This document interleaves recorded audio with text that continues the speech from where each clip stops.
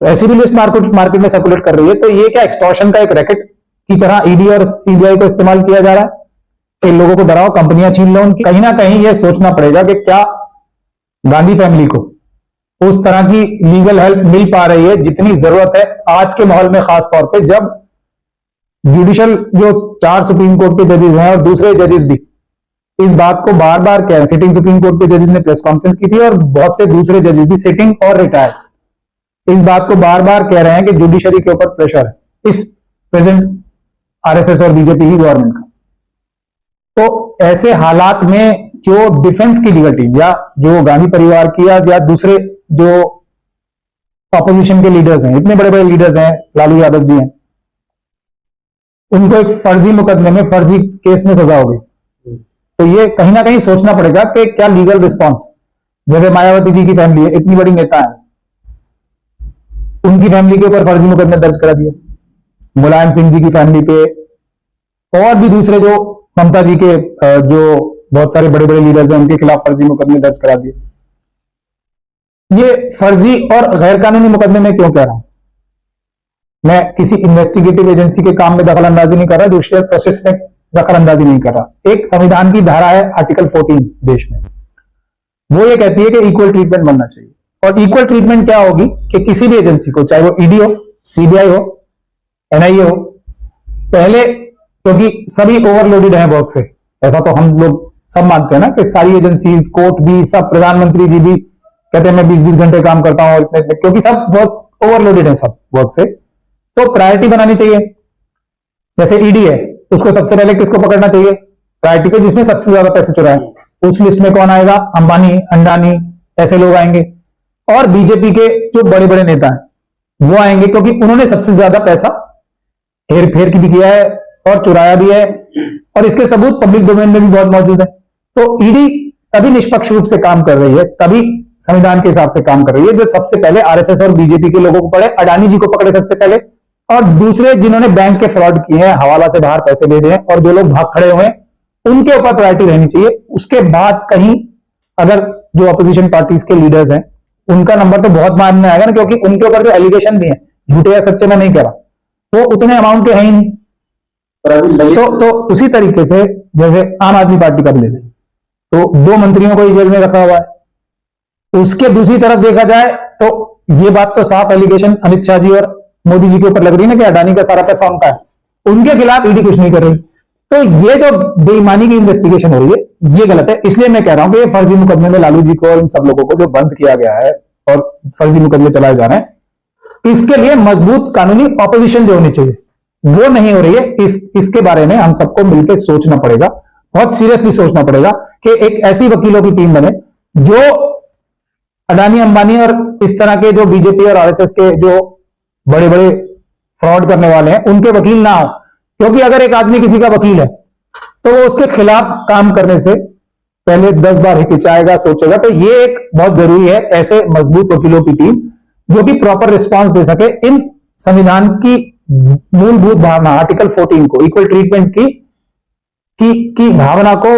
उल्लंघन करके अपने राजनीतिक आकाओं के दबाव में अपोजिशन पार्टीज के नेताओं के खिलाफ सही या गलत केस बना रही है। ये अपने आप में अपराध भी है, लेकिन आज तक किसी भी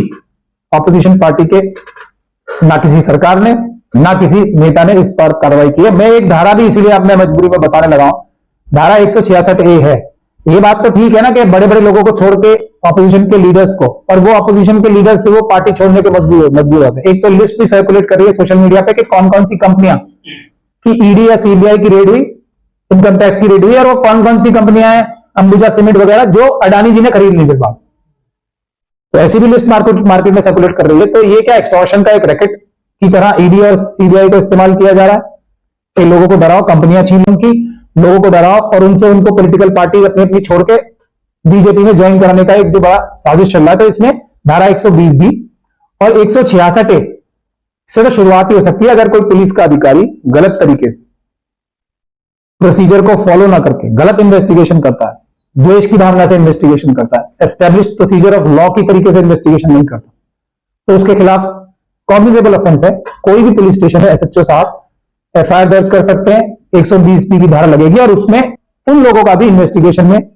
ऑटोमेटिकली सबूत इकट्ठे करे जाएंगे जो उनके पॉलिटिकल मास्टर्स हैं, यानी कि आरएसएस और बीजेपी के टॉप लीडरशिप जो ये झूठे रेज कराती है पब्लिक मोटिव्स की वजह से। इसके बारे में किसी भी एक भी स्टेट गवर्नमेंट में, राजस्थान में देखिए ऑपोजिशन की सरकार है, अरविंद केजरीवाल जी, अब तो पंजाब की सरकार भी उनके हाथ में, तो 166 और 120 बी का मुकदमा दर्ज होना चाहिए ना, जो ईडी और ये सीबीआई जो गलत रेड्स करती हैं उनके खिलाफ, तो ऑटोमेटिकली उनके प्रिंसिपल्स पकड़े जाएंगे इन्वेस्टिगेशन के पास। जैसे आपने कहा लीगल टीम नहीं है क्या? कांग्रेस की बड़ी पार्टी है, मुख्य विपक्षी दल है, तो क्या उनके पास लीगल टीम नहीं है जो इस तरीके से काम कर सके? मैं बहुत सारी बातें डायरेक्ट तो नहीं कह सकता, लेकिन इस पे एक सीरियस सोचने की जरूरत है कि test of the pudding is in eating. एक लंबा इतिहास है कांग्रेस पार्टी का भी और दूसरी पार्टियों का भी कि उनके साथ ज्यादती पे ज्यादती हो जा रही है, और आरएसएस और बीजेपी के लोग, ये बात नहीं है सिर्फ प्रेशर डाल के या मैनेजमेंट करके वो अपने आप को कानूनी दांव पेच में बेहतर साबित कर रहे हैं। थिंकिंग होनी चाहिए सभी पॉलिटिकल पार्टीज में भी कि क्या एक दूसरी बेहतर लीगल टीम चुनने की आवश्यकता है। उसका मैंने आपको थोड़ा सा इशारा दे ही दिया है कि ये चाहिए जो ऐसे एंटिटीज हैं जिनके संबंध सब तरफ है, जो दूसरों के लिए भी पेश होते रहे, तो ऑब्वियसली कहीं ना कहीं घनिष्ठता होती है बड़े बड़े क्लाइंट्स में। अब जो अडानी जी के लिए पेश होते रहे, वो क्या अडानी जी के खिलाफ एफआईआर कराएंगे? क्योंकि उनको तो उनका भी इंटरेस्ट वॉच करना है, और उनकी लिमिटेशन भी हो जाती है एक बहुत बड़ी। ये भी मैं खैर आपको बता दूं कि जो क्लाइंट अटॉर्नी के बीच में कम्युनिकेशन होती है ना, तो वो बहुत सारी बातें अपने जुर्मों की क्लाइंट्स को, जो वकीलों को बता चुके हैं, तो वकीलों के पास ऊपर एक उनकी जो मॉरल और एथिक्स है और जो कानूनी बंदिश बन जाती है कि उनके खिलाफ वो इंफॉर्मेशन जो उन्होंने प्रिविलेज कम्युनिकेशन के तौर पे दी है, अगर हम ये मान लें कि अडानी साहब ने अपनी जो गलत काम किए हैं, एक देश के कुछ बड़े बड़े लॉयर्स को वो बातें बैठ के बता रखी हैं कि मैंने ये काम चोरी किए कर रखे, तो ये सारे वकील अब उनके खिलाफ इन इंफॉर्मेशन के खिलाफ केस नहीं ले सकते, ना केस कर सकते। ऐसी बात है जिसको समझने की जरूरत है, और जब इतनी बड़ी बड़ी पॉलिटिकल पार्टीज हैं तो उनको अपनी स्ट्रैटेजी एक ऐसी संस्था आरएसएस और बीजेपी के खिलाफ जब बनानी है, तो ये सब चीजों के बारे में उन्हें गहराई से सोचना चाहिए, तब जाके फैसले करने चाहिए। और ये मैं बार बार मजबूरी में इस बात को मैं इसलिए कह रहा हूं क्योंकि रिजल्ट ऐसे आ रहे हैं जो कि नहीं आने चाहिए थे। राहुल गांधी जी का केस, लालू यादव जी का देख लें, मायावती जी का देख लें, अखिलेश यादव जी और मुलायम सिंह यादव जी की फैमिली का देख लें, साउथ में कितने सारे लोग हैं, शिवसेना का केस देख लें आप, संजय राउत जी का जो केस हो रहा है, ये सब फर्जी मुकदमे। पर अब क्या लगता है तो लेकिन इसका कोई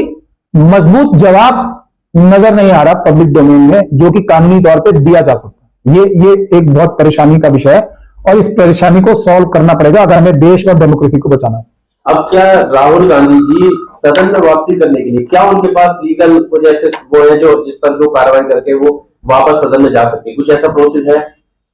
देखिए, पहले तो उन्हें उनकी सदस्यता जानी चाहिए थी। अगर ये ईमानदारी के साथ मुकदमा लड़ा गया होता, बहुत मुश्किल होता है डिफेमेशन का। मैंने आपको अभी अरुण जेटली जी का एग्जांपल इसीलिए दिया कि एक दिन के क्रॉस एग्जामिनेशन में वो कॉम्प्रोमाइज हो, तो ये एग्जांपल मैंने इसीलिए दिया आपको कि सजा ही नहीं होनी चाहिए थी, और एक अच्छी लीगल टीम को समझ में आ जाना चाहिए था, स्मेल आउट हो जाता है ये बात, वो भाप सकते थे कि जब ये व्यक्ति जिसने खुद स्टे लिया था वो स्टे कैंसिल करा के आया और इतनी तेजी से केस आगे बढ़ रहा है, तो ये किस तो उनको कुछ ना कुछ कार्रवाई तो करनी चाहिए थी ना।